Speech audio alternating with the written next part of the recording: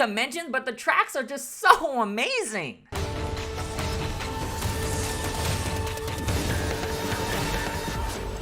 Only through eternity are you closest to the heavenly principles.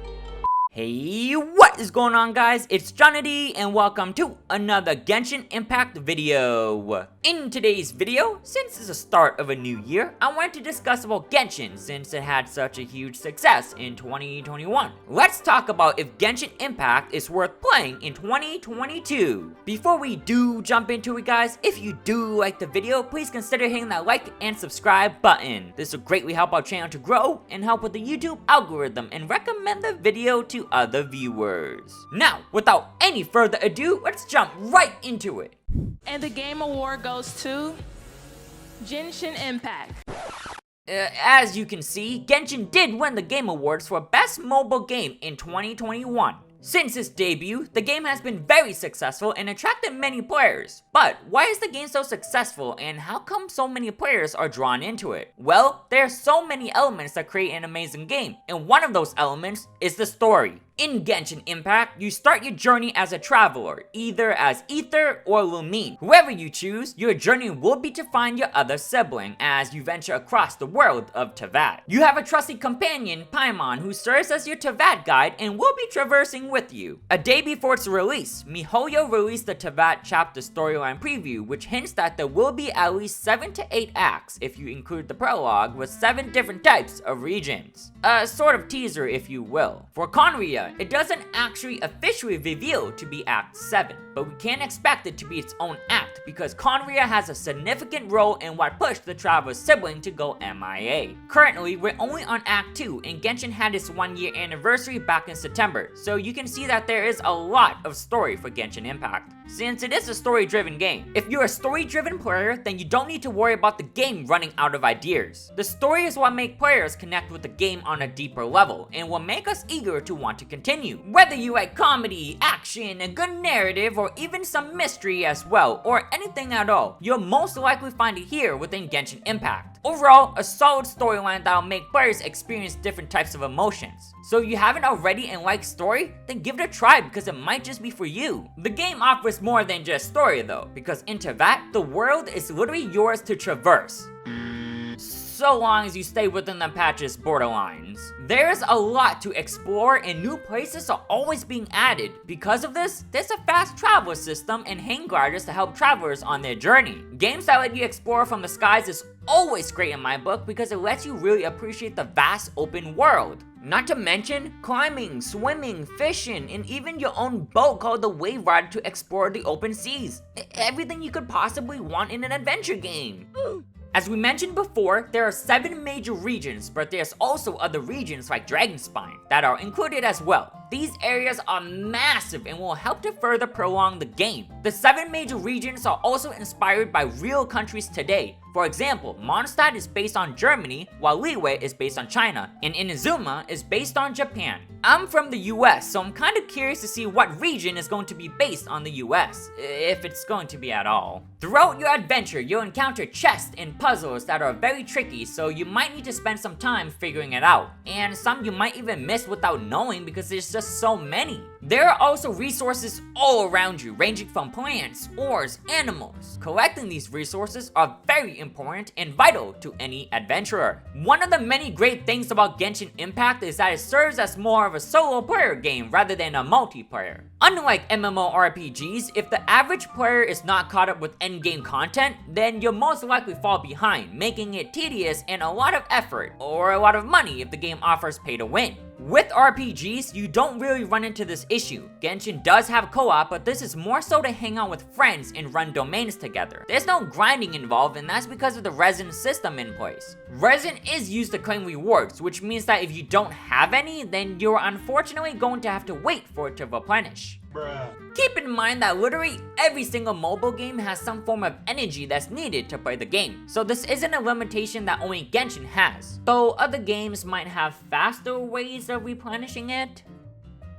But regardless, this is one of the reasons why Genshin is low-key very successful, because players can log in and spend like 10 minutes or less to do their dailies and use up their resin. And you're done for the day!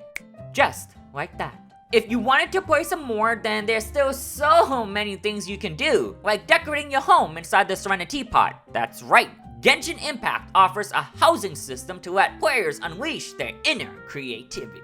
The game just offers so much for an open world game, and traveling is what makes an adventure game so exciting. Going around and seeing different places while still getting rewarded with chests and resources makes it so if you spend time within the game, then you get something in return, which makes it more worthwhile to spend the time into. Hardcore and casual gamers alike will find that there is much to do inside Genshin Impact, and the game is not time consuming at all. Go at your own pace depending on your schedule. This will help players to avoid burnout and maintain their interest with the game.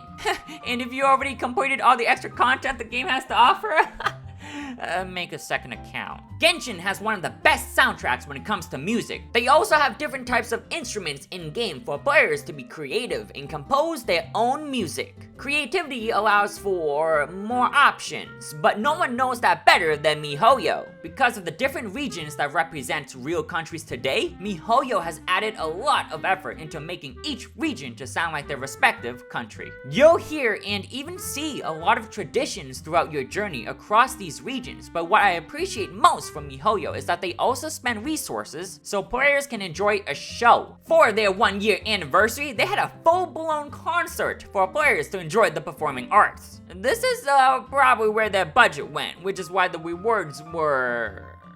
I used to perform myself back in my day, so this is something I really enjoyed. Now for one of my favorites, characters. It's natural to meet a lot of people when on an adventure, and Genshin is no exception. You'll encounter a lot of characters, but the best part is that each character really has their own personality and characteristics. For each character that's getting released, miHoYo releases character teasers and trailers to hype up the audience, and let me tell you, this works on me every time. This is no exaggeration, but I've watched these trailers hundreds of times, to the point where I even remember the lines as well. The way miHoYo deliver these trailers makes you understand the characters and connect with them, and they're just so good. Not to mention, but the tracks are just so amazing.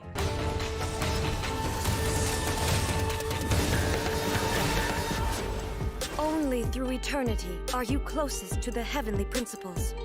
The combination of the story that each character has and the music that makes you feel what you're supposed to is enough to give not only Genshin fans, but anybody goosebumps. This is one of the reasons why I just want every single character so bad, but my wallet says otherwise.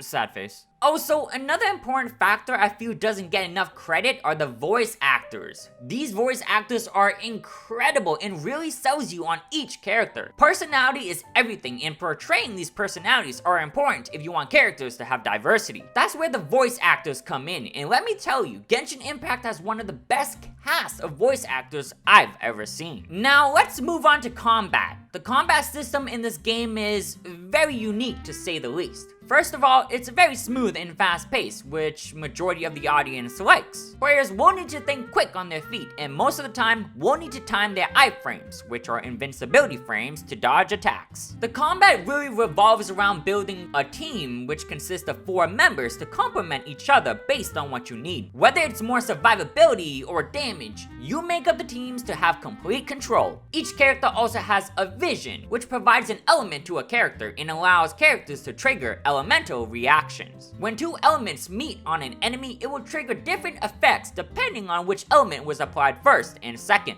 Understanding these reactions are a must if you want to create hard content like the Spiral Abyss, so make sure you understand how reactions work to have a better gameplay experience. There's also Elemental Resonance, which provides different types of buffs and effects so long as you meet the requirement when team building. Quick swapping is the way to go in Genshin Impact, and so you'll need to monitor your own internal cooldowns and swap characters accordingly to maximize on damage. Because of these different gameplay mechanics between elemental reactions, quick swap, team building, players will definitely feel the challenge and knowledge needed to master the combat system. Now, events are a great way to entertain players while the devs are working on major updates and large patches. In Genshin, you'll see no short of events because there are always events ongoing. When one event ends, a new one will open up, so players will have something to do and earn rewards in the process. us. They have some insane events as well, ranging from hide and seek to even tower defense. Now, there are some that might feel repetitive, but I really enjoy the different types of events because they're generally unique and very engaging. Some of which even allows for co-op, so we get to play with friends or even other travelers. But the best part is that it's not time consuming, which means you can complete these events at a reasonable time, which is something we can never have too much of. Yeah, at least not for me. Money is an important factor when deciding to play a game for long duration. Many companies has lost huge player bases because of taking the wrong approach. So,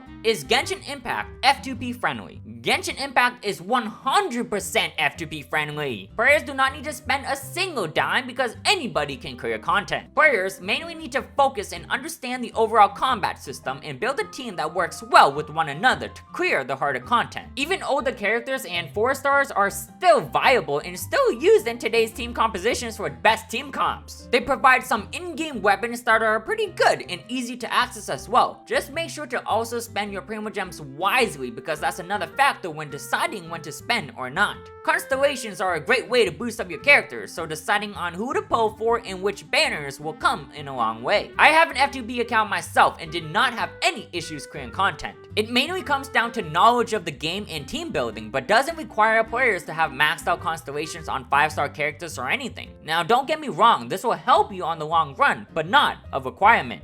Solidify! This might be because Genshin doesn't really have super hard content, since it has a strong focus on solo player and for players on mobile. The overall approach of the game that the developers chose is for players to be able to clear content, which is very respectable. Now comes the question, is Genshin Impact worth playing in 2022? And my answer is a strong yes. Since I'm a full-time content creator now, most of my time is spent working and editing, so a game like Genshin Impact that's not time-consuming at all is a great game for me. The resin cap can be restricting if players want to grind, but other mobile games has this restriction as well, and Genshin offers lots of other activities like exploring and a housing system. If you want to further play and experience other characters, then you could make a second account, which is what I did. On a daily basis, the best and consistent way to earn Primogems is doing daily commissions, which takes less than 10 minutes. So not a lot of time at all. This will allow me to spend less money and still experience more characters since I'm earning free Primogems across 2 accounts. Speaking from somebody that has played the MMORPG genre for years, it can become tedious, especially if you have a full-time job or in school. For those players, you might need to spend some money if the game has some pay-to-win features because you just naturally don't have the time to spend grinding in-game. This might make you fall behind other players and might not be able to enjoy the in-game content. Genshin Impact eliminates this mentality because the average player can clear content just by playing casually and at your own pace as well. The game offers an amazing narrative with this story, and story-driven players will not have to worry about running out of it for quite some time. Exploring is important inside any adventure game because it makes players feel the immersive environment surrounding them. Genshin Impact has an incredible open world and will allow players to witness something new with each region. Treasures, puzzles, animals, monsters, whatever it may be,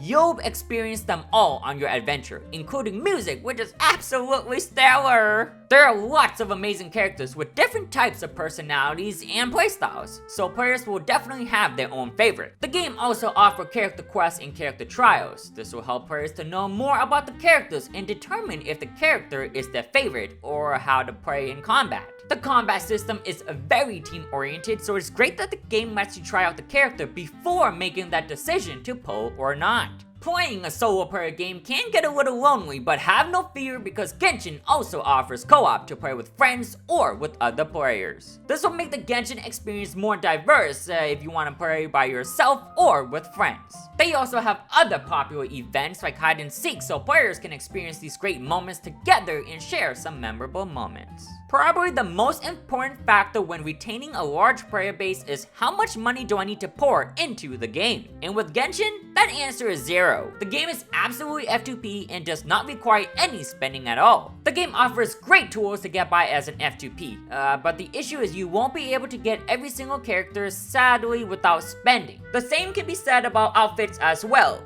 which is my greatest weakness? Luckily, there's only 4 though, and it's kind of a new feature. 2 of them are for free, so long as you earn them within the event duration. The other half is for 5-star characters, which unfortunately is not free. You have to purchase them with paid currency through Genesis Crystals, but there's a discount for a set period of time? Think Archons. That's definitely the hardest factor for me because every single character is just so amazing and plays differently as well. But these are my reasons on why I think Genshin Impact is worth playing in 2022 and why it won the award for Best Mobile Game in 2021. Let me know what you guys think about Genshin Impact and what type of gamer are you? This one is really hard for me to handpick specifically because I focus on a lot of things when playing. Story, exploring, combat, character development, whatever it may be, Genshin has it, and that's why it's one of my favorite games. Alrighty guys, thank you so much for tuning in. If you did enjoy the video, be sure to smash that like and subscribe button. Don't forget to also turn that notification bell so you don't miss out on any newly released videos. I've been Johnny D, and until next time, I'll catch you guys in the next one.